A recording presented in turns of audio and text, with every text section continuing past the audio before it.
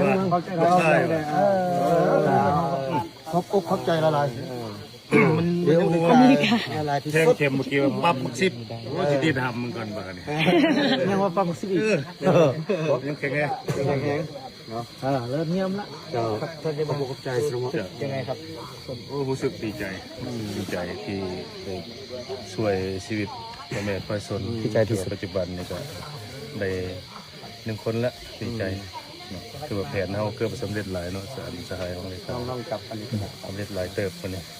ให้ผู้เป็นพ่อก็ดีใจสาธุ ใจกับซื้อมันช ที่ น เดือ ได้ คนกำลังผสมพยาบาลแข็งแรงดี ใจกับซื้อมันชนขอบขอบใจละลาย ได้น้ำเกลือ ทางพักรัฐกันเทิงกันแล้วบ่ปับไปผู้กู้ภัยหันยังเบิ่งยังเงียงซ้ำนี้ครบอกขอบใจที่สุดก็ได้ขอบใจน้องสาวก็ได้ เป็นท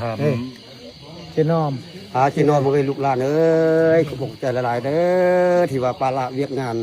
มาถึง ำสละทั้งเรือ